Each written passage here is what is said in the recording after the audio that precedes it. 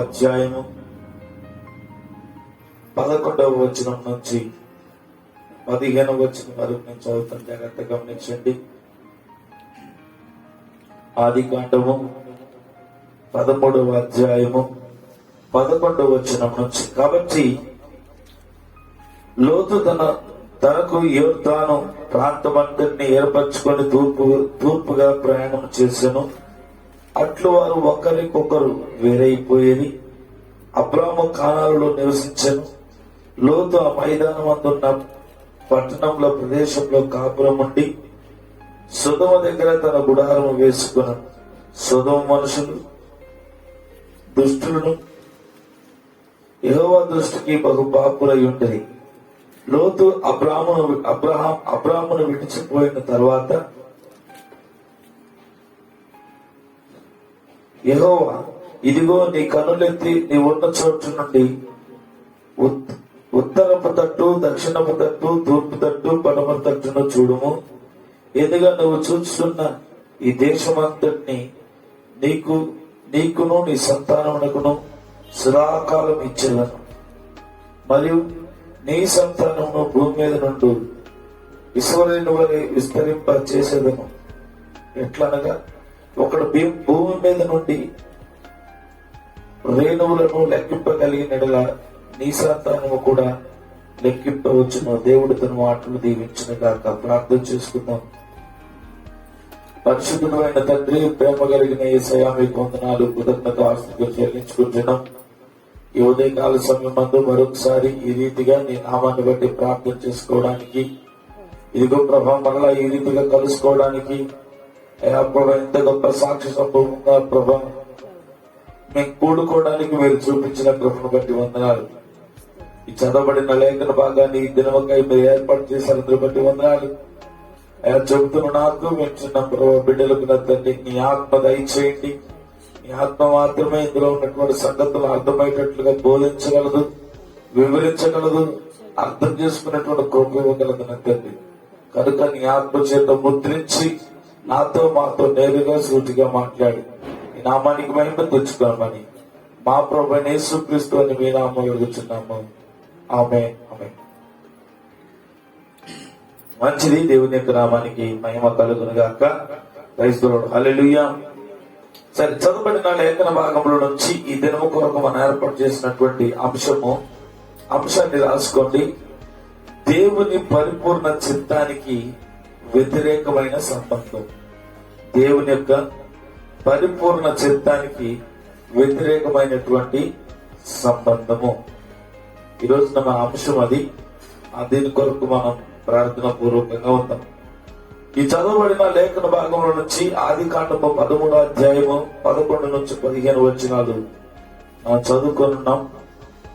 ఈ 12వ వచనంలో అబ్రాము కానాలో నివసించెను.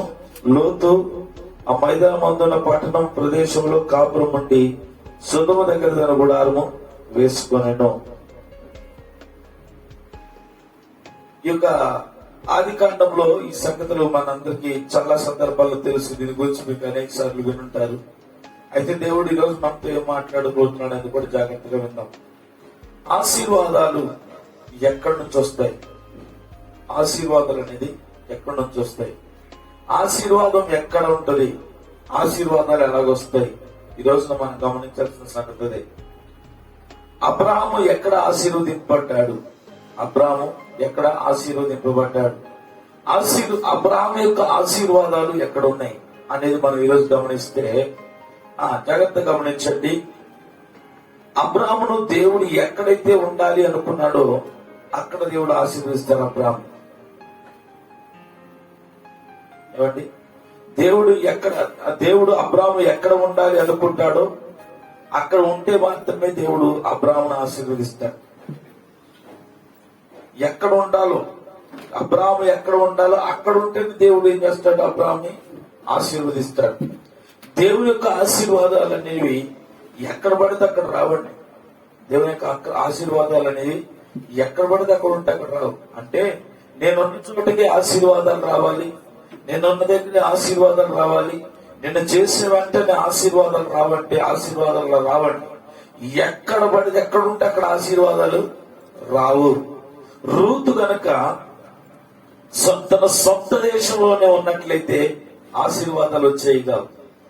మీ అందరికీ తెలుసు, రూతు గనక తన సొంత దేశంలో ఉన్నప్పుడు ఆశీర్వాదాలు రాలేదు. నేను నా దేశంలో ఉంటాను, నా ప్రాంతంలో ఉంటాను, నాకు ఆశీర్వాదాలు కావాలనుకున్నాను అని గనక రూతు అనుకున్నట్లయితే రూతు ఆశీర్వాదాలు వచ్చాయి కావు. రూతు మరి ఎక్కడికి వెళ్తే ఆశీర్వదింపబడుతుంది అంటే, రూతు మోయాబులో ఉన్నప్పుడు ఆశీర్వాదాలు లేవు. రూతు మోయాబులో ఉన్నప్పుడు ఆశీర్వాదాలు లేవు. కానీ రూతు యొక్క ఆశీర్వాదాలు ఎక్కడ ఎదురు చూస్తున్నాయి అంటే బెత్లెహేములో ఎదురు చూస్తున్నాయి. ఆమె రూతు యొక్క ఆశీర్వాదాలు ఎక్కడ ఎదురు చూస్తున్నాయి అంటే తానున్నటువంటి మోయాబు దేశంలో, సొంత ప్రాంతంలో ఆమెకు ఆశీర్వాదాలు లేవు. కానీ ఆమె ఆశీర్వాదాలంట ఆ యెరూషలేములో ఆ బెత్లెహేములో ఎదురు చూస్తామని అంట. దేవుని నామాన్ని మహిమ కలుగునుగాక. రూతు యొక్క ఆశీర్వాదాలు ఎక్కడ ఎదురు చూస్తున్నాయి అంటే బెత్లెహేములో ఎదురు చూస్తున్నాయి. రూతు కనుక ఇలా అనొచ్చు, నేను మోయాబులో ఉండే ప్రార్థన చేస్తాను, నేను ఎక్కడే ఉండి ప్రార్థన చేస్తాను, నాకు ఈ ప్రాంతంలో ఉన్నప్పుడే ఆశీర్వాదాలు కావాలి, ప్రభువా నన్ను ఇప్పుడు ఆశీర్వదించు అని కనుక రూతు ప్రార్థన చేసినట్లయితే, రూతు మోయాబులో ఉండి ప్రార్థన చేసినట్లయితే బోయాజు మోయాబుకి వచ్చేవాడు అంటారా? బోయాజు మోయాబుకి వచ్చి రూతుని చేసుకునేవాడు అంటారా? చేసుకునేవాడు కాదు. కానీ రూతు ఎప్పుడైతే బెత్లెహేముకి వెళ్ళిందో అక్కడ బోయాజు ఉన్నాడు. అక్కడ బోయాజు ఉండటం వల్ల బోయాజు ఆమెను వివాహం ఆడాడు. బోయాజు అక్కడ ఆమెను వివాహం ఆడటం వల్ల ఈ యొక్క రూతు ఏమైపోయిందంటే ఆశీర్వదింపబడింది. అంటే ఒక రాజుకి భార్యగా చేయబడింది, అంటే ఒక రాణిగా చేయబడింది. లేదయ్యా నేను మోయాబులోనే ఉంటాను, నాకు ఆశీర్వాదం కావాలి అనంటే రూతుకు ఆశీర్వాదం వచ్చేది కాదు. రెబ్కా యొక్క ఆశీర్వాదాలు ఎక్కడున్నాయంటే ఇస్సాకు ఇంట్లో ఉన్నాయి. ఎక్కడున్నాయంట? ఆయన తండ్రి ఇంట్లో లేవు, తన తండ్రి ఇంట్లో లేవు, తన స్వజల మధ్యలో లేవు. రెబ్కా యొక్క ఆశీర్వాదం ఎక్కడుందంటే ఇస్సాకు ఇంట్లో ఎదురు చూస్తున్నాయంట. కాబట్టి ఆమె యొక్క ఆశీర్వాదాలు ఇస్సాకు ఇంట్లో ఎదురు చూస్తున్నాయి కనుక ఆమె ఎక్కడికి వెళ్లాల్సిందంటే ఇస్సాకు ఇంటికి వెళ్లాల్సిందే. అలానే యోసేపుని గురించి మనకు తెలుసు. యోసేపు యొక్క ఆశీర్వాదాలు ఎక్కడ ఉన్నాయి? తన అన్నదమ్ములు వెళ్ళిపడ్డాడు. వారి అన్నదమ్ముల దగ్గర ఉన్నప్పుడు విలువ లేదు, వారి అన్నదమ్ముల దగ్గర ఉన్నప్పుడు గౌరవం లేదు, వారి అన్నదమ్ముల దగ్గర ఉన్నప్పుడు ఎప్పుడు కొట్లాట్లే. ఎప్పుడు కూడా యోసేపు యొక్క విలువ ఆ అన్నదమ్ముల మధ్యలో ఉన్నప్పుడు తెలియదా, ఆ సొంత ప్రాంతంలో ఉన్నప్పుడు తెలియదా, ఆ తండ్రి ఇంటి దగ్గర ఉన్నప్పుడు తెలియదు. కానీ ఎప్పుడైతే యోసేపు ఆశీర్వాదాలు ఐగుప్తుకి వెళ్ళాడో యోసేపుకు ఆశీర్వాదాలు వచ్చినాయి. యోసేపు ప్రధానమంత్రి అవ్వగలిగాడు. ఐగుప్తు అంతటికి ఆయన ఒక ప్రధానమంత్రిగా, లేదంటే ఒక రేషన్ ధనాన్ని ఇచ్చేవాడుగా, లేదంటే ధాన్యాన్ని ఇచ్చేవాడిగా అంత గొప్పగా దేవుడు ఆశీర్వదించాడు అని అంటే జాగ్రత్తగా గమనించండి. సొంత దగ్గర యోసేపు యొక్క ఆశీర్వాదాలు లేవు. ఐగుప్తులో ఆ యొక్క ఆశీర్వాదాలు దాచిపెట్టబడినట్టు. అలాగనే యాకోబును కనుక మనం చూస్తే యాకోబు ఆశీర్వాదాలు కూడా ఎక్కడ ఉన్నాయంట? ఆయన మామ దగ్గర ఉన్నప్పుడు ఆశీర్వాదాలు రాలేదు. అక్కడ అర్ధరాత్రి వరకు వాళ్ళు మగసిరి గలవాడే పెనుగులాడారంటే ఎప్పుడు రేవు దగ్గర అక్కడ ఉన్నాయి ఆశీర్వాదం. అక్కడికి వెళ్ళిన దాకా మనోడికి ఆశీర్వాదాలు లేనట్లే. అంటే ఈ సంగతి ఎందుకు చెప్తున్నారంటే దేవుడు ఆశీర్వాదాలు అనేటువంటివి ఇక్కడ ప్రతి చోట కూడా ఆశీర్వాదం దేవుడు వేరొక దేశాల్లో పెట్టాడు. రూతు గాని, రిబ్కా గాని, లేదంటే యోసేపు గాని, యాకోబు గాని, అబ్రాము గాని, ఎక్కడైనా సరే ఆశీర్వాదం ఎక్కడొచ్చిందంటే వేరే దేశంలో వచ్చింది. సొంత ఆ దేశంలో ఆశీర్వాదం రాలేదు, వేరొక దేశంలో వారి యొక్క ఆశీర్వాదాలు పెట్టాడు. అందుకోసం మనం గమనిస్తే అబ్రాము కూడా దేవుడు ఆశీర్వదిస్తానన్నాడు. మరి అబ్రాముని ఎక్కడ ఆశీర్వదిస్తాను అంటే ఆయన చూపించిన వాగ్దాన దేశానికి వెళ్ళినప్పుడే ఆశీర్వదిస్తానని చెప్పాడు దేవుడు. అబ్రాముతో వాగ్దానం చేశాడు, అబ్రామా బయలుదేరి నేను చూపించుచున్న దేశానికి వెళ్ళమని చెప్పాడు. ఎప్పుడైతే ఆయన చూపించున్న దేశానికి వెళ్తానని నిశ్చయించుకున్నాడో అప్పుడు దేవుడు ఆశీర్వదించడం మొదలు పెట్టాడు. Praise the lord. అప్పుడు దేవుడు ఆశీర్వదించడం మొదలు పెట్టాడు. అయితే గమనించండి, ఆ దేవుడి దగ్గర నుండి నువ్వు ఆశీర్వాదాలు పొందుకోవాలంటే నువ్వు దేనినో ఒకదాన్ని వదులుకోవాలి. అబ్రాహాముని దేవుడు పిలిచినప్పుడు, అయ్యా నీ సొంత ప్రజల్ని, సొంత జనులను అందరిని వదిలిపెట్టుకొని రమ్మన్నప్పుడు అబ్రాహాములు అనొచ్చు, ఏమని అనొచ్చు అంటే, అయ్యా నేనైతే ఒక్కడే, మరి నాకు కుమార్తె ఉంది, లేదంటే నాకు కుమారుడు ఉన్నాడు, రేపు రోజున వీళ్ళందరినీ కనుక నేను వదిలేస్తే, అన్నదమ్ముల్ని, అక్క చెల్లెల్ని, నా అనుకున్న వారిని, సొంత ఊరిని కనుక నేను వదిలేసి వేరే దేశానికి వెళ్తే, నువ్వు చూపించున్న దేశానికి వెళ్తే నాకు అక్కడ ఎవరు కూడా తెలియదు, అక్కడ నాకు ఎవరు కూడా తెలియదు, కనీసం ముఖ పరిచయం కూడా ఉండదు.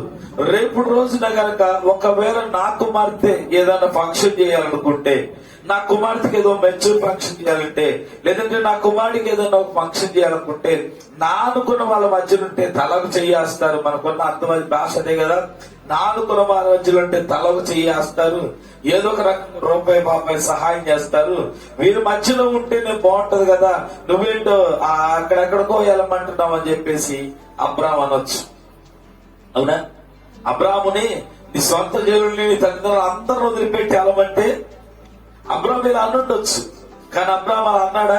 అయ్యా అయిన పోయిన వాళ్ళు వదిలేస్తే ఎట్టాగయ్యా, వారి మధ్యలో ఉంటే అలాగయ్యా, ఉంటేనే మంచిది, అందరూ వదిలేసి వెళ్ళిపోతే నాకు యోగక్షేమాలు చూసుకునేది ఎవరు, నాకు ఏదైనా ఫంక్షన్లు గింక్షన్లు ఉంటే చేసేది ఎవరు అని అబ్రాహాము అడిగుండొచ్చు. కానీ అబ్రాహాము అడిగాడండి? అడగలేదు. ఎందుకంటే అబ్రాహాముకి తెలుసు, అబ్రాహాము దేవుడు ఎక్కడికైతే దేవుడు పంపించాడో ఆ పంపించిన ప్రాంతానికి వెళ్తే దేవుడు అబ్రాహామును ఆశీర్వదించిన సంగతి అబ్రాహాముకు తెలుసు. కనుకనే ప్రయాణం చేసి వెళ్ళాడు. ఈ రోజున నీతో నాతో దేవుడు మాట్లాడుతున్నటువంటి మాట, మనము కూడా ఇటువంటి మాటలే చెప్తాం. దేవుని పిలిచినప్పుడు, దేవుని సేవకు పిలిచినప్పుడు, లేదంటే దేవుని యొక్క వాక్యం దగ్గరికి రమ్మని చెప్పినప్పుడు, వర్తమానం దగ్గరికి రమ్మని చెప్పినప్పుడు, దేవుడు కొన్ని విషయాలు చెప్తున్నప్పుడు జాగ్రత్త గమనించిన మనం అడుగుతాం, ఏమని? వాళ్ళు లేకపోతే అట్టయ్యా, అమ్మా నమ్మి రక్షణ పొంది బాప్తిజం తీసుకొని వాక్యం మనం ప్రేరేపిస్తే మనం ఏం చేస్తామో తెలుసా? మా అమ్మని అడిగి చెప్తా, రక్షణ నీకు అవసరం, మీ అమ్మకు అవసరం? ఏమండి, ఎవరికి అవసరం? ఈ రోజున బాప్తిజం అవసరం యవనస్తులైనటువంటి వారిని కానీ ఎవరైనా సరే బాప్తిజం తీసుకోమని అడిగితే ఏమంటారంటే అమ్మని అడిగి చెప్తాను, నాన్న అడిగి చెప్తాను, భార్యలైతే భర్తలను అడిగి చెప్తాం అని నిర్లక్ష్యం చేస్తా ఉన్నారు. జాగ్రత్త గమనించండి. ఎవరిని అడిగి తీసుకోవాలి బాప్తిజం? ఏమంటే బాప్తిజం అంటే పర్మిషన్ తీసుకునేదా? లేదంటే ఇప్పుడే తొందరగా వచ్చింది అన్న తర్వాత తీసుకోండి, ఇప్పుడే తొందరగా వచ్చింది, అంతే వయసు అయిపోయింది, తర్వాత వయసు ఉన్నప్పుడే తీసుకోవాలి. వయసు అంతా అయిపోయిందో దేవుడికి నీతో ఏం పని? అసలుకి దేవుడికి ఏం పని చేయగలవు? ఏదన్నా బలం ఉండకపోతే, అంట బలం ఉన్నప్పుడే దేవుడికి ఏదైనా పని చేయగలరు, సువార్త ప్రకటించగలవు, ఒక ఆత్మను రక్షించగలవు. అంతా అయిపోయిన తర్వాత తీసుకుందామనంటే ఏ ప్రయోజనం? కనీసం నీ రక్షణ వల్ల నీకు ప్రయోజనం ఉండదండి. ఇక్కడ అబ్రాహాము అనొచ్చు, అయ్యా నేను ఈ మధ్యలో ఉంటే, ఈ జనుల మధ్యలో, నా అనుకున్న వారి మధ్యలో ఉంటే నాకు మేలు జరిగింది, కానీ అసలు ఎవరు లేని దగ్గరికి వెళ్తే నాకు ఏం జరిగింది? చాలా మంది అంటారు మనం సమాజంలో బతుకుతున్నాం, లోకంలో బతుకుతున్నాం కాబట్టి కొన్ని చూసి చూడనట్టుకు వెళ్ళిపోవాలి, కొన్ని మరి ఎంత మోడబత్తి ఎట్లాగా అని అంటా ఉంటారు. జాగ్రత్త గమనించండి. లోకంలో ఉండొచ్చు కానీ లోకం నీకు అంటకూడదు. దేవుని నామమున మహిమ కలుగును గాక. యేసుక్రీస్తు 33.5 సంవత్సరాలు ఈ లోకంలో జీవించి లోకము అంటని వాడిగా జీవించి చూపించాడు. దేవుని నామమున మహిమ కలుగును గాక.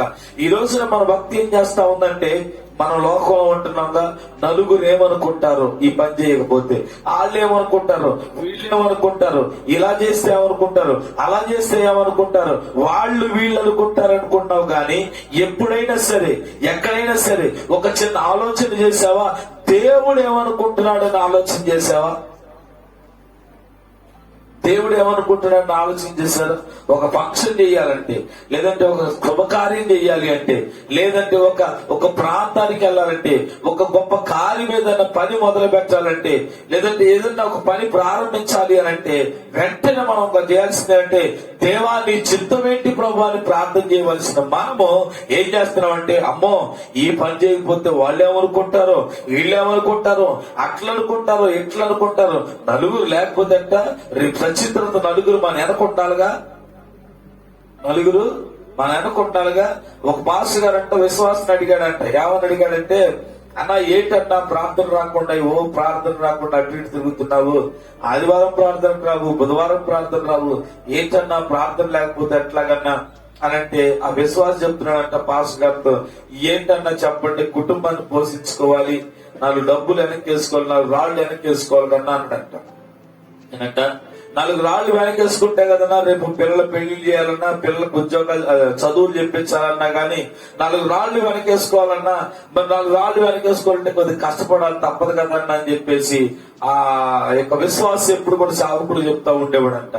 ఇలాగ 4 రాళ్ళు వెనకేసుకుందామని అంటే సంపాదిద్దామని చెప్పేసి ప్రార్థనలు మానేసి, ఆదివారాలు ప్రార్థన మానేసి పని పని పని అంటూ తిరుగుతూ ఒక రోజున సడన్ గా ఆదివారం ప్రార్థనకు వచ్చాడంట. ప్రార్థనకు వచ్చి అంటున్నాడంట పాస్టర్ గారి దగ్గరికి వచ్చి, అన్నా నా కొరకు ప్రార్థన చేయండి అన్న అంటున్నాడంట. ఏమైందిరా నాయన నీ కొరకు నేను ప్రార్థన చేసేది ఏంటంటే పాస్టర్ గారు అడిగితే, ఏముందన్నా డాక్టర్ మొన్న తిన్న కడుపు నొప్పి వచ్చింది, కడుపు నొప్పి అని చెప్పేసి ఏంటా అని చెప్పేసి నేను మరి హాస్పిటల్కి వెళ్ళాను.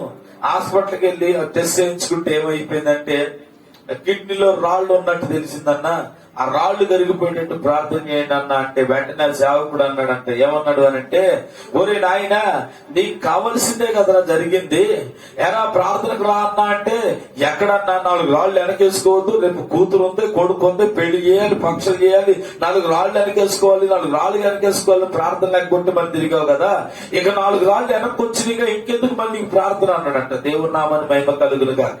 ఏంటంట 4 రాళ్లు వెనకేసుకున్నావుగా ఇంకెందుకు మళ్ళీ అని అడుగుతున్నాడంట. జాగ్రత్త గమనించండి దేవుని బిడ్డలారా.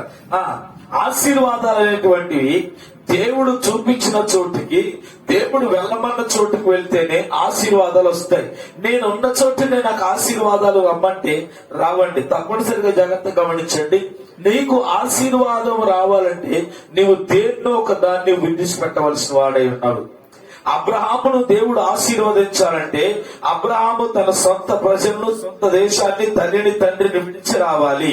ఈ రోజున దేవుడు నిన్ను ఆశీర్వదించాలి అనంటే తప్పనిసరిగా ఈ లోకంలో ఉన్నటువంటి నీ అలవాటు ఏదైతే ఉందో ఈ లోకాన్ని నువ్వు విడిచిపెట్టి వస్తేనే దేవుడు నిన్ను ఆశీర్వదిస్తాడు. దేవుడి నామాన్ని మహిమ కలుగును గాక.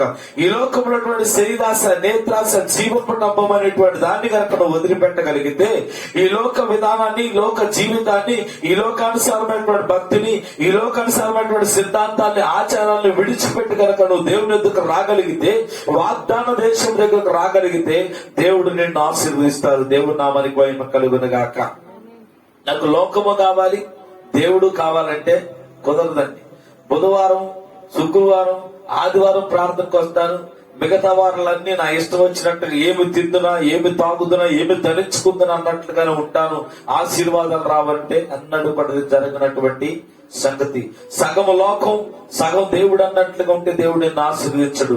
నీకు దేవుని యొక్క ఆశీర్వాదాన్ని నీ గుమ్మంలోకి రావాలంటే, దేవుని యొక్క ఆశీర్వాదాన్ని కుటుంబాన్ని ఏలుబడి చేయాలంటే తప్పనిసరిగా అబ్రాహాము ఎలాగైతే తన సొంత ప్రజల్ని, సొంత బంధువుల్ని, అమ్మని, నాన్ని ఎలాగైతే విడిచిపెట్టి వచ్చాడో నీవు కూడా ఈ రోజున ఏదో ఒక దాన్ని వదిలిపెట్టి రావాలంటే, నా ఉద్దేశం తల్లిదండ్రులు వదిలిపెట్టమని కాదు, బంధుమిత్రులు వదిలిపెట్టమని కాదు, కానీ ఈ లోక సంబంధమైనటువంటి ఆలోచన, ఈ లోక సంబంధమైనటువంటి తెలివితేటలు, ఈ లోక సంబంధంగా దేవునికి వ్యతిరేకమైనటువంటిది నీ జీవితంలో ఏదో ఒకటి ఉంటుంది. అలవాటు, ఒక చెడుతనం, ఒక సిద్ధాంతం, ఒక ఆచారం, నేనింతే, నేనే, నాకంటే ఎవడు భక్తిపరుడు లేదు, నేకంటే ప్రార్థన చేసేవాడు ఎవడు, నాతో దేవుడు మాట్లాడతాడు, ఇదిగో నేను ప్రవచన వరం కలిగి ఉన్నా, నేను స్వస్థ వరం కలిగి ఉన్నా, నేను అది కలిగి ఉన్నా, ఇది కలిగి ఉన్నా అని నీకు నువ్వు గర్వంగా ఫీల్ అవుతావు. చూడు, నాకంటే భక్తివంతుడు లేడు, నాకంటే నీతిపరుడు లేడు, నాకంటే యథార్థపరుడు లేడు అనేటువంటిది, నాకులాగా ప్రార్థన ఎవడు కూడా చేయలేడు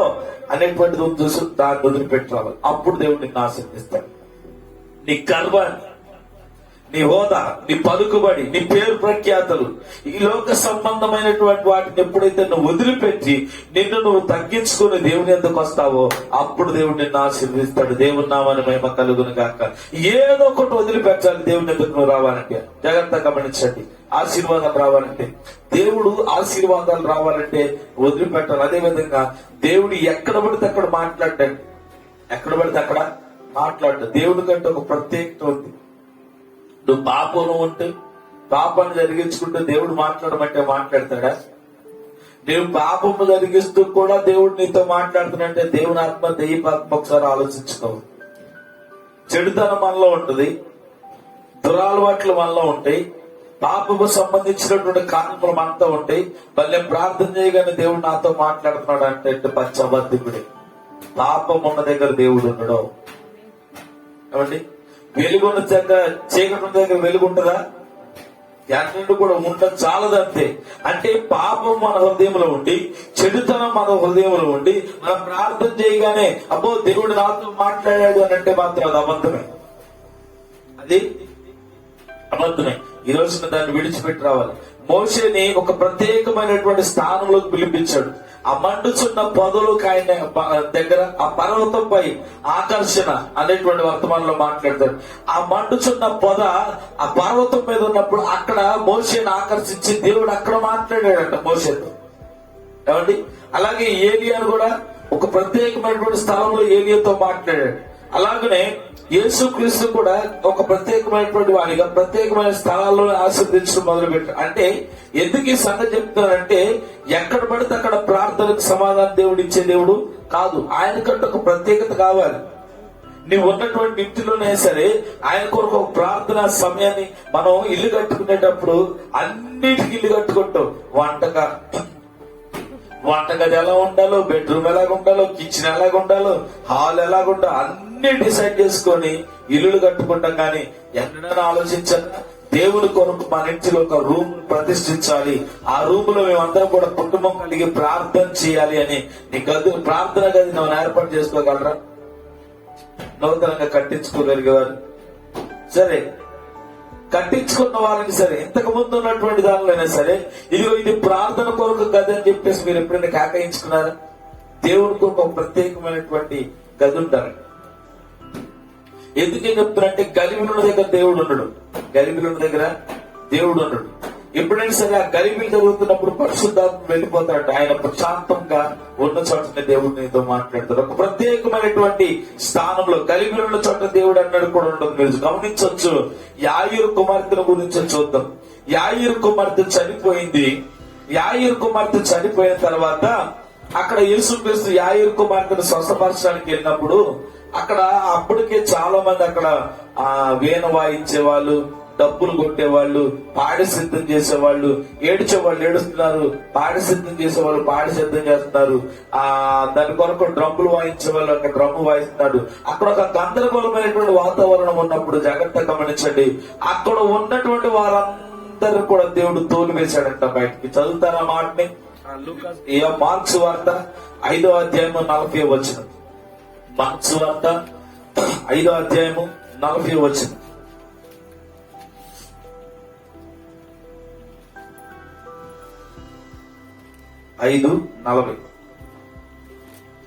చూడండి, అందుకు వారు ఆయనను అపహసించి 39 నుండి లేదా 38 నుండి, సమాజపు అధికారి ఇంటికి వచ్చి వారు గొల్లులుగా నుండి చాలా ఏడ్చుతూ ప్రలాపించుగా చూసి లోపలికి పోయి, మీరేలా గొల్లు చేసి ఏడ్చుతున్నారు? ఈ చిన్నది నిశ్చితున్నదే గాని చనిపోలేదని వారితో చెప్పి, అందుకు వారు ఆయన అపహసించి, అయితే ఆయన వారిని అందరినీ బయటికి పంపివేసి ఆ చిన్నదాని తల్లిదండ్రులను తనతో ఉన్న వారిని వెంట పెట్టుకుని ఆ చిన్నది పడుకొని ఉన్న గదిలోనికి వెళ్లి ఆ చిన్నదాన్ని చేయి పట్టి తల్లి తాకుమి అని ఆమెతో చెప్పాను. చూడండి, ఈ యొక్క చదవబడిన మాటలో నుంచి యాయీరు కుమార్తెను దేవుడు స్వస్థపరచడానికి వెళ్ళాడు కదా. యాయీరు కుమార్తెను దేవుడు స్వస్థపరచడానికి వెళ్ళినప్పుడు అక్కడ చాలా మంది ఏడుస్తున్నారు, రకరకాల మనుషులు ఉన్నారు. ఆ అందరి మనుషుల మధ్య గనక యేసు ప్రభు ఆ కుమార్తెను లేపితే వారిలో కొంతమందికైనా మారు మనసు వచ్చేదిగా. కొంతమందికైనా అమ్మో వాళ్ళ కళ్ళ ముందు అద్భుతం జరిగితే, అమ్మో మా కళ్ళ ముందు అద్భుతం జరిగింది, అబ్బాయి ఈయన గొప్ప దేవుడు, ఈయన సర్వశక్తిమంతులని తప్పనిసరిగా కొంతమందికైనా మారు మనసు వచ్చేదిగా. కానీ ఎందుకు దేవుడు వారందరూ తోలు వేశాడు బయటికి? ఎందుకు వారిని పంపించాడు అంటే జాగ్రత్త గమనించండి. అక్కడ అవిశ్వాసపు గుంపు కొడుతుందంట. అవిశ్వాసపు గుంపు. దేవుడు ఏం చేశాడంటే అవిశ్వాసపు గుంపును తొలగించి విశ్వాసపరులైనటువంటి వారిని, అంటే తన తల్లిని తండ్రిని యేసుక్రీస్తుతో పాటు వచ్చినటువంటి యాకోబు యోహాను, మీరు ఏం చేశారంటే పేతురు యాకోబు యోహాన్ని ఆ లోపల గదిలోకి తీసుకెళ్లిపోయి ప్రార్థన చేశాడంట. ప్రార్థన చేసినప్పుడు ఆ చిన్న కుమార్తె బ్రతికింది. ఈ రోజు నేను ఎందుకు ఈ లేఖను మీకు చదివిపిస్తున్నానంటే, దేవుడు ఎక్కడ పడితే అక్కడ ప్రార్థన చేస్తే దేవుడు మొర ఆలకించడు. ఎందుకంటే మన ఇంట్లో 4 రకాల మనుషులు ఉంటారు. మనం ఒక ప్రార్థన చేస్తాం, మన ప్రార్థన ఇంట్లో చేస్తాం అనుకో, వెంటనే మనోళ్ళు అంటారు. మన ఇంట్లో కూడా అవిశ్వాసులు ఉంటారు, మన ఇంట్లో వేషధారులు ఉంటారు. తప్పనిసరిగా మన ఇంట్లోనే విశ్వాసులు ఉంటారు, మన ఇంట్లోనే అవిశ్వాసులు ఉంటారు, మన ఇంట్లోనే వేషధారులు ఉంటారు. మనం ప్రార్థన చేసుకుంటామని కనీసం తెలియకుండా సినిమా పాటలు పెట్టుకుని సౌండ్లు పెట్టి గోల్ చేసే వాళ్ళు లేకపోలేదు. ఏమండి? లేదంటే మనం పని చేస్తాం, మనం ప్రార్థన చేసుకున్న సంగతి తెలిసి వంటగదిలోకి వెళ్లి గిన్నెలు పడేసేటువంటి భార్యలు లేకపోలేదు భర్త ప్రార్థన చేస్తుంటే. ఏమండి? అవునా కదా? అని ఇంట్లో ప్రార్థన చేసుకుంటుంది అని చెప్పేసి ఒక 2 నిమిషాలు మౌనంగా ఉందాం అనుకునేవారు లేరు, మౌనంగా వారితో పాటు ఏకీపిద్దామనేవారు లేరు. కానీ చేతలే రోజు ప్రార్థన, రోజు ఏం ప్రార్థన అని వెంటకాలంగా మాట్లాడే వాళ్ళు ఉంటారు. అంటే ఎందుకు ఈ సందర్భాన్ని చెప్తానంటే, తప్పనిసరిగా దేవుడితో మాట్లాడాలంటే ఒక ప్రత్యేకమైనటువంటి స్థలం అవసరం, దేవుడు ఆశీర్వదించాలి అంటే తప్పనిసరిగా నువ్వు ఉన్న చోటు నుంచి దేవుడు ఒక దాన్ని వదిలిపెట్టాలి. అంటే నీలో ఉన్నటువంటి ఒక చెడుతనాన్ని ఎప్పుడైతే నువ్వు వదిలిపెడతావో అప్పుడే దేవుడు నిన్ను ఆశీర్వదించడం మొదలు పెడతాడు. అప్పుడు దాకా దేవుడు నిన్ను ఆశీర్వదించండి. నువ్వు ఎంత ప్రార్థన చేయి, ప్రభు అని ఉపవాసం ఉండి ప్రార్థన చేయగాక, కానీ దేవుడు అన్న నిన్ను ఆశీర్వదించడు, దేవుడు నీతో మాట్లాడు. ఎందుకంటే దేవుడికి ఒక ప్రత్యేకమైనటువంటి స్థానం. జాగ్రత్తగా గమనించండి. దానియేలు యెరూషలేములో ఉన్నంత కాలం అసలు దానియేలు ఎవడో కూడా తెలియదు. దానియేలు యెరూషలేములో ఉన్నంత కాలం అసలు దానియేలు ఎవరో కూడా తెలియదంట. ఎప్పుడైతే దానియేలు బబులోనికి వచ్చాడో, దేవుని నామమున మహిమ కలుగును గాక, ఎప్పుడైతే దానియేలు బబులోనికి వెళ్ళాడో, బబులోనికి వెళ్లి పేరు ప్రఖ్యాతులు సంపాదించాడో, అప్పుడు తెలిసిందంట దానియేలు యొక్క గొప్పతనం ఏంటో. జాగ్రత్త గమనించండి.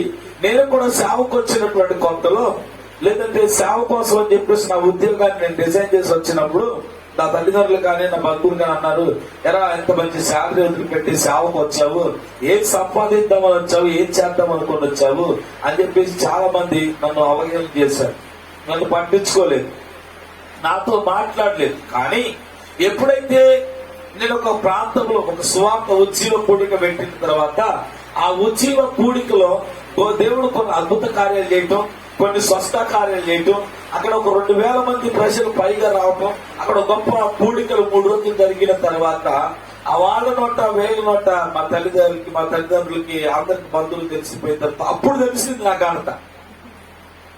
అప్పుడు తెలిసింది మా సొంత ఊర్లో కూడా నేను ఆవిడేదో చదువుకోలేక ఉద్యోగం చేయలేక సేవ చేస్తున్నాను. నా సొంత ఊర్లో కూడా వీడు చేతగాక సేవకు వచ్చాడు అని చెప్పి చాలా మంది అన్నారు. కానీ అదే మా సొంత ఊర్లో ఈ రోజు నేను పేరు ప్రఖ్యాతం సంపాదించగలిగానంటే నేనున్న ప్రాంతంలో నుంచి నన్ను దేవుడు బయటికి పిలిచాడు, నేనున్న స్థితిలో నుంచి దేవుడు నన్ను బయటికి పిలిచాడు. ఎప్పుడైతే దేవుడు పిలిచిన దేవుడు నమ్మదగిన దేవుడు కనుక ఆయన మాటకు లోబడి నేను ఎప్పుడైతే బయటకు వచ్చాడో దేవుడు నన్ను ఆశీర్వదించడం మొదలు పెట్టాడు. ఎక్కడైతే నిందించబడ్డానో, ఎక్కడైతే అవమానించబడ్డానో దేవుడు ప్రక్కన నన్ను తలగా ఉంచాడు, తాగ్గా ఉంచలేదండి, ఘనత వ్యక్తిగా ఉంచాడు. దానియేలు సొంత దేశంలో ఉన్నప్పుడు అసలు దానియేలు ఎవరో కూడా తెలియదు. ఎప్పుడైతే బబులోను వచ్చాడో, ఆ రాజు సింహాసనం దగ్గర ఉన్నాడో, అప్పుడు దానియేలు యొక్క పేరు ప్రఖ్యాతులు తెలిసినాయి.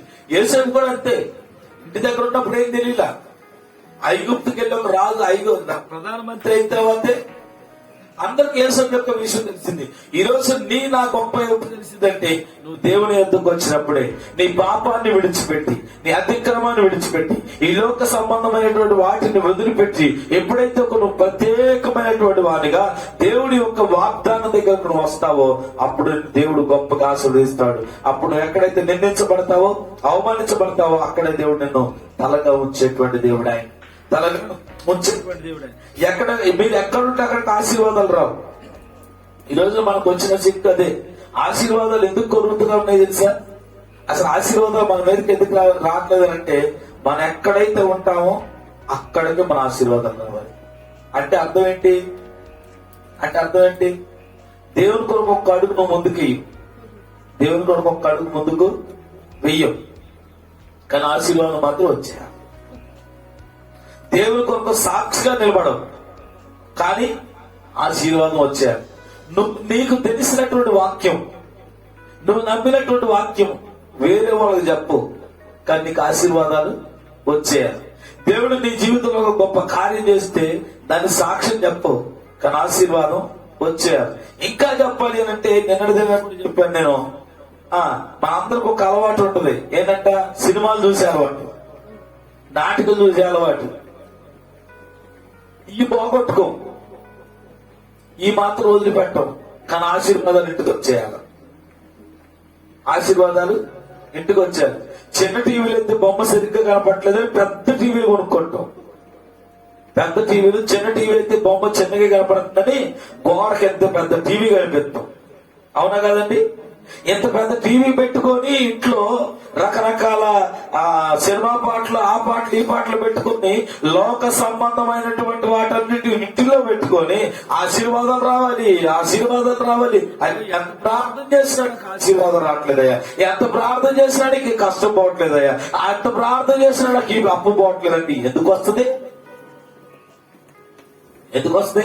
దిగేసుకున్నావు గోడకి మేకు ఏంటి? టీవీ.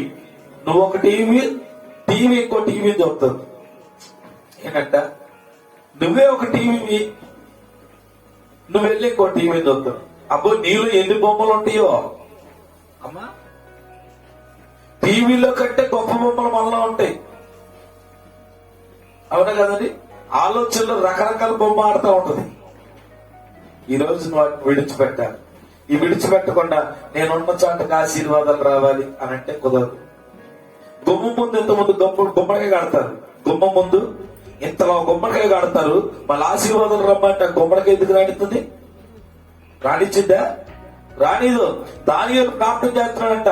దానియేలు ప్రార్థన చేస్తుంటే దేవుని యొక్క దేవుడు అంటున్న మాట, దానియేలు నీ ప్రార్థన వినబడింది. దానియేలు గ్రంథం 7వ అధ్యాయంలో ఉంటుంది.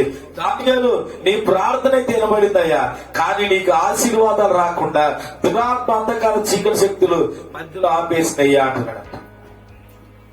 నువ్వు ప్రార్థించగానే ఆశీర్వాదం వస్తాయి, కానీ నీలో అవిధేయత చూశారు, నీలో పాపం చూశారు, అది ఆపిందంటే అక్కడ ఆశీర్వాదాలు లేకుండా. ఎలాగ ఆశీర్వదిస్తావు? ఎలా ఉంటే గుమ్మం ముందంట కొబ్బరికాయ ఉంది, గుమ్మం ముందు ఒక ఏమంటారు దాన్ని, గుమ్మడికాయ ఉంది.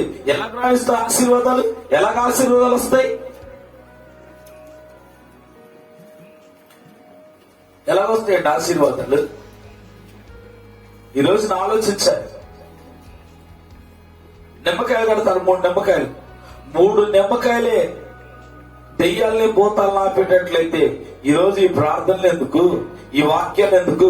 పతోడు నిమ్మ తోట వేసుకొని ఈ గుమ్మానికి ఆ కిటికీకి 3 నిమ్మకాయలు కట్టుకుంటే సరిపోయింది. ఏమండి కాదా? నిమ్మకాయలే ఆపేటట్టయితే. అవునా కదండి? ఇంకోటి చెప్పండి, ఉప్పు, మిరపకాయలు, వెంట్రుకలు దిష్టిని బాగుండేటట్లయితే ఇక అవి సరిపోతుంది. ఎందుకు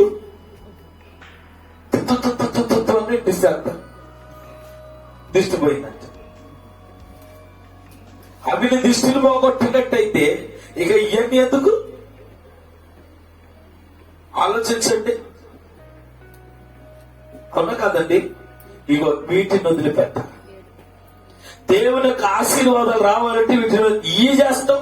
దేవుడు రావాలంటే కుదరదండి. ఆశీర్వాదాలు రావు. జాగ్రత్త గమనించండి. ఈ రోజున వాటిని ఎప్పుడైతే నువ్వు విడిచిపెట్టి రాగలవో అప్పుడే దేవుడు నిన్ను ఆశీర్వదించడం మొదలు పెడతాడు. ఆశీర్వదిస్తూ మొదలు పెడతాడు. జాగ్రత్త గమనించండి. వాటిని వదిలిపెట్టి నువ్వు రావాలి. దేవుడి నామాన్ని మహిమ కలుగును గాక. అలా ఎప్పుడైతే నువ్వు వస్తావో దేవుడు నేను లేదు నేనున్న చోటగా చేస్తానండి, అయ్యి చేస్తానండి. జ్వరం వచ్చిందండి, జ్వరం వచ్చింది, ఎక్కడికి వెళ్తాం?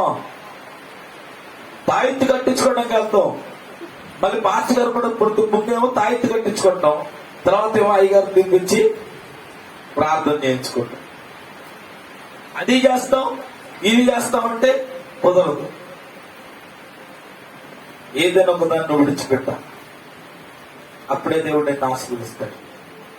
అప్పుడే దేవుడు నిన్ను ఆశీర్వదిస్తాడు. ఎందుకు ఆశీర్వాదాలు కొరతాయి అంటే ఎందుకోసం కొరతాయి? ఎందుకు మనం ప్రార్థన చేసినప్పుడు ఆశీర్వాదాలు రావట్లేదంటే కేవలం ఈ కారణాన్ని బట్టే.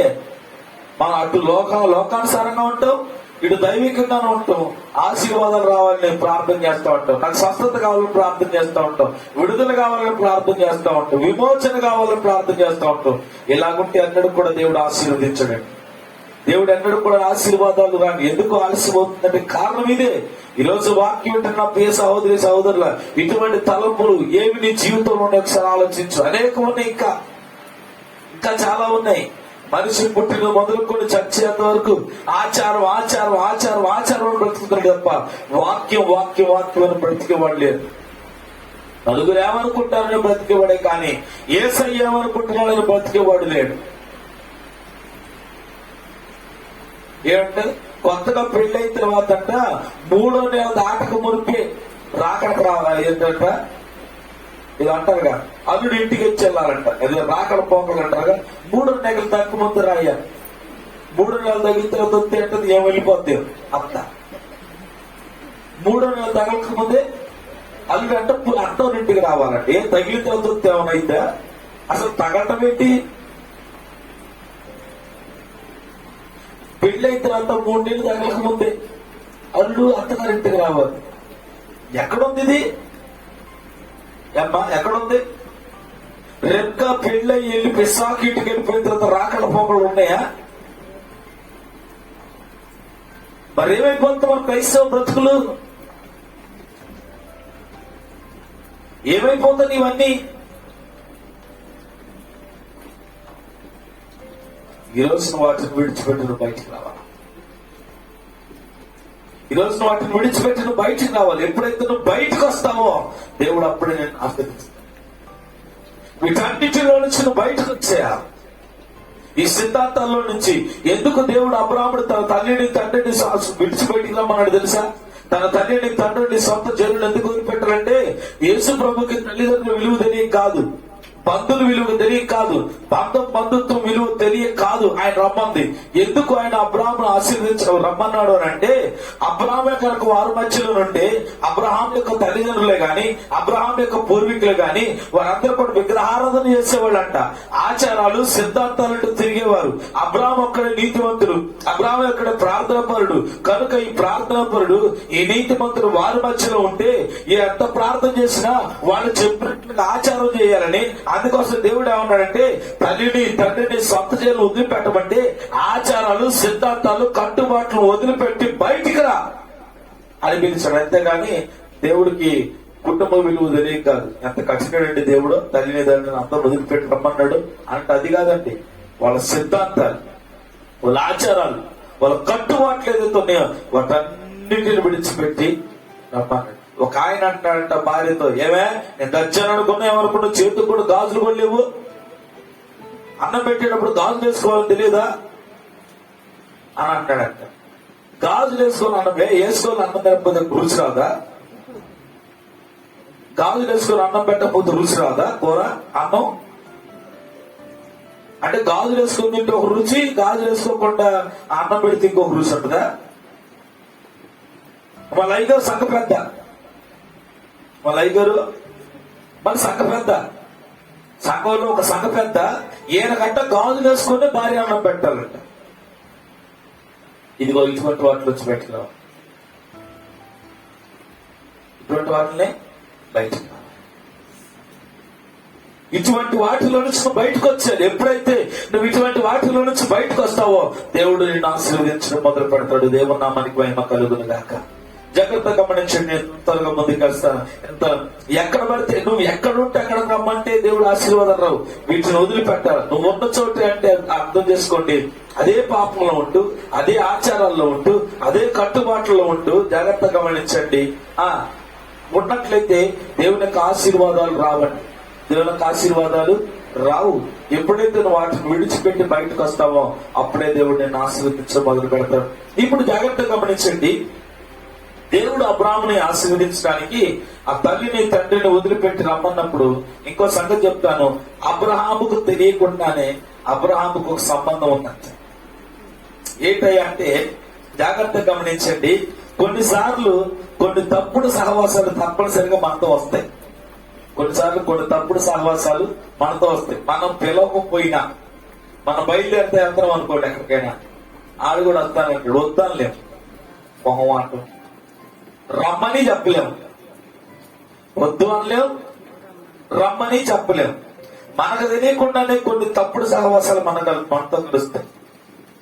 పరిపూర్ణ చిత్తానికి, దేవుని పరిపూర్ణ చిత్తానికి వ్యతిరేకమైనటువంటి సంబంధాలు కొన్ని మన జీవితంలో కలుగుతూ ఉంటాయి.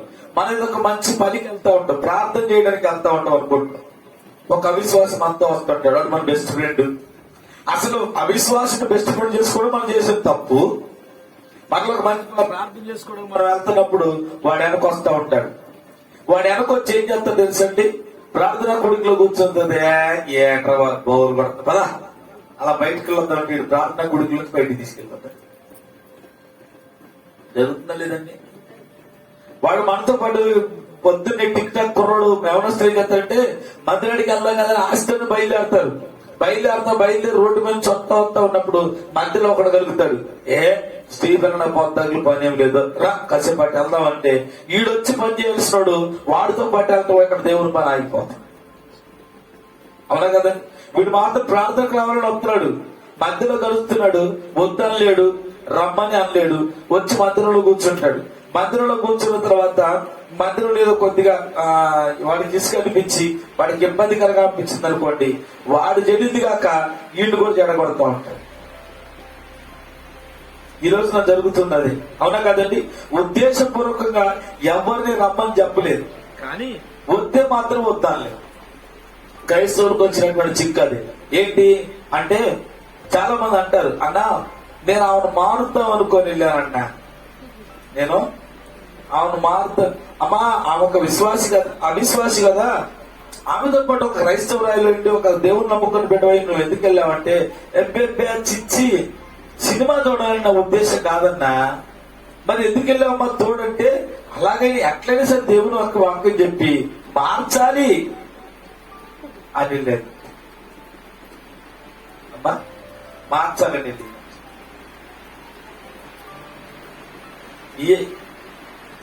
నేనంట మంచిదాన్ని పోయి తిప్పులు తెచ్చుకోవడం అంటే ఇయ్యమని క్రైస్తవులకి చెప్పే. నాకు ఆ ఉద్దేశం లేదన్నా, ఏదో చూద్దాం వెళ్ళా, ఆమె వెళ్ళిందని అట్టగానే సరే వాక్యం చెప్పి మారుద్దామని.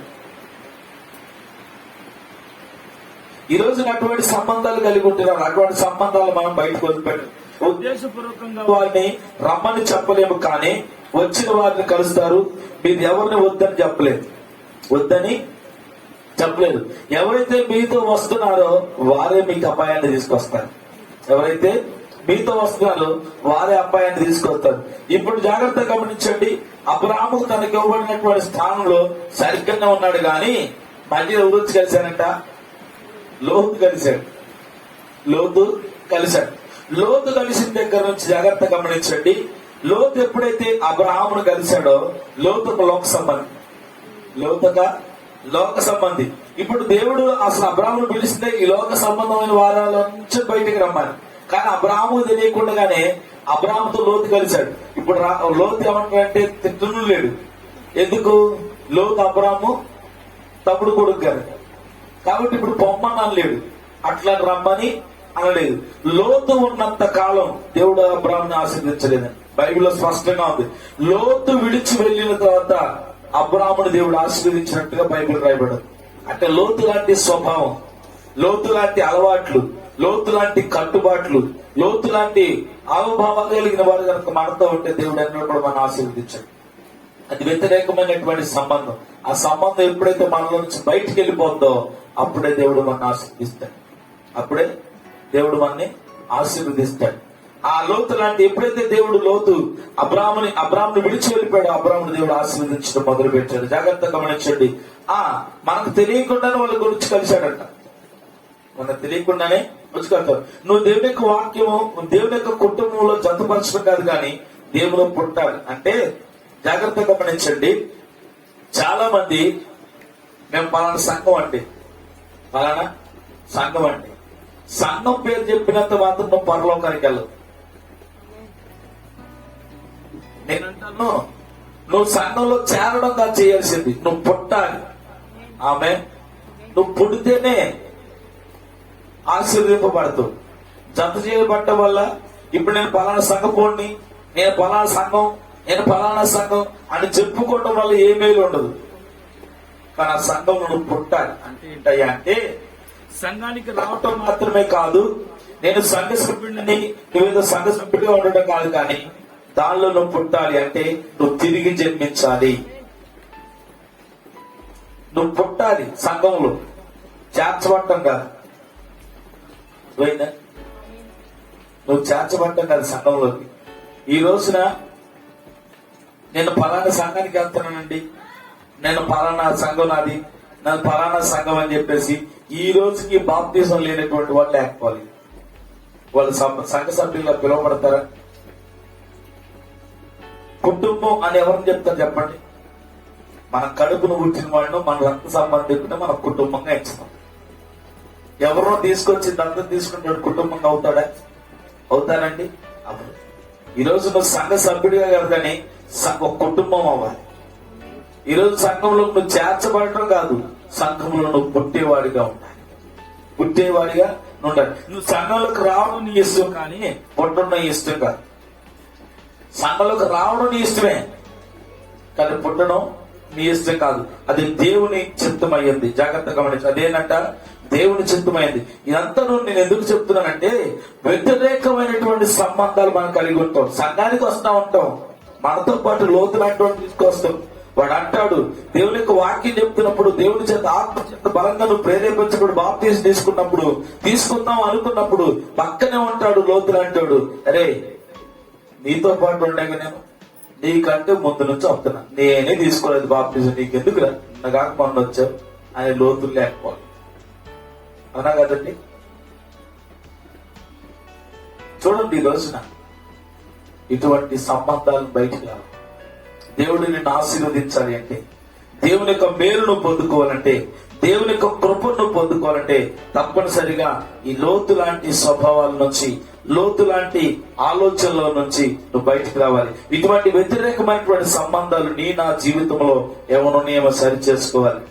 దేవుని పరిపూర్ణ చిత్తానికి వ్యతిరేకమైన సంబంధం అంటే దేవుని యొక్క వాక్యానికి వ్యతిరేకంగా, దేవుని యొక్క వాక్యానికి ఎదురాడేటువంటి ఆత్మ నీకు ఏదైతే ఉందో అదే వ్యతిరేకమైనటువంటి సంబంధం. నీ విశ్వాసం దేవుణ్ణి ప్రశ్నించేదిగా ఉండకూడదు. ఎందుకు జరగదు? నాకెందుకు జరగదు? నేను ప్రార్థన కలగలేదా? నేను ఉపవాసం ఉండట్లేదా? దశభాగాలు ఇవ్వట్లేదా? కానుకలు ఇవ్వట్లేదా అనే ప్రశ్నించేదిగా ఉండకూడదు. నీ విశ్వాసం ఎలాగ ఉండాలంటే తగ్గింపు కలిగిందై ఉండాలి. నీ విశ్వాసం నిన్ను నీవు తగ్గించుకునేవాడిగా ఉండాలి. ఈ రోజున నువ్వు ఎలాగున్నావు ఆలోచించుకో. దేవుని చిత్తానికి వ్యతిరేకమైన సంబంధం నీ జీవితంలో ఏముందో ఒకసారి ఆలోచించండి. పెద్దవారు కానీ చిన్న యవనస్తులు కానీ, మీ జీవితంలో ఏదో ఒక దేవుని చిత్తానికి వ్యతిరేకమైన సంబంధం ఒకటి ఉంటుంది. అది స్నేహమే కానీ, ప్రేమే కానీ, ఆచారమే కానీ, సిద్ధాంతమే కానీ, కట్టుబాట్లే కానీ, రెండు పడవల మీద కాలేసినటువంటి మనస్తత్వాలు కానీ, ఏదైనా సరే ఇది దేవుని చిత్తానికి వ్యతిరేకమైనటువంటి సంబంధం. ఇది అది నీకు తెలియకుండానే ఎంటర్ అవుతుంది. దాన్ని నీకు నువ్వుగా వదిలిపెట్టుకోలేవు. కానీ దేవుని చిత్తానికి నువ్వు ఎప్పుడైతే అప్పగించుకుంటావో, దేవుని చిత్తానికి అప్పగించుకొని నువ్వు ఉన్న స్థానంలో నుంచి ఎప్పుడైతే నువ్వు బయటకు వస్తావో, అనగా నువ్వు ఉన్న ఆ పాప స్థితిలో నుంచి, ఆ చెడు తలంపుల్లో నుంచి, ఆ చెడు స్నేహాల్లో నుంచి, ఆ ఆచారాల నుంచి, ఆ సిద్ధాంతాల నుంచి ఎప్పుడైతే నువ్వు బయటకు వస్తావో అప్పుడే దేవుడు నిన్ను ఆశీర్వదిస్తాడు. నువ్వు వీలు లేని వ్యక్తిగా ఉండొచ్చు, ఏ అర్హత లేనటువంటి వ్యక్తిగా ఉండొచ్చు నా అనుకున్న వారి మధ్యలో, కానీ అర్హతనిచ్చేది ఆయన కృప. ఏ అర్హత లేనటువంటి వారికి అర్హతనిచ్చేది ఆయన కృప. ఆయన కృప ఇంకా విస్తారంగా మన ఎడలో ఉంది కనుక నువ్వున్న పాటినే, నువ్వున్న చోటు నుంచి బయటకు రావాలి. ఆ పాపపు స్థితిలో నుంచి, ఆ పాపపు ఆలోచనలో నుంచి, ఆ పాప సంబంధమైనటువంటి స్నేహాలు, ఆచారాలు, సిద్ధాంతాల్లో నుంచి నువ్వు ఎప్పుడైతే బయటకు వస్తావో, ఇది దేవునికి వ్యతిరేకమైనటువంటి ఎప్పుడైతే తెలుసుకొని వాటిని చేయటం, ఆచరించడం వదిలిపెడతావో, అప్పుడే దేవుడిని ఆశీర్వదించడం మొదలు పెడతాడు. ఈ రోజు నీకు దేవునికి ఆశీర్వాదం కావాలంటే, నా జీవితంలో ప్రార్థన చేసిన దేవుడు నాకు ఎందుకు ఆశీర్వాదం ఇవ్వట్లేదు అంటే ఒకే ఒక కారణం, దేవునికి సమయం ఇవ్వకపోవడమే.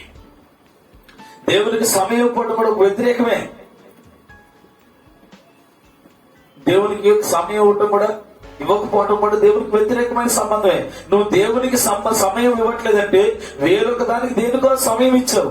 ఆ వేరొకటి దేవునికి నచ్చింది కాబట్టి దాన్ని బయటకు వచ్చావు. దాని నుంచి ఈరోజు ఆ వాటిలో నుంచి ఎప్పుడైతే బయటకు వస్తావో దేవుని కృపను పొందుకుంటావు. దేవుడు తన మాటలు దీవించి ఆశీర్వదించును గాక.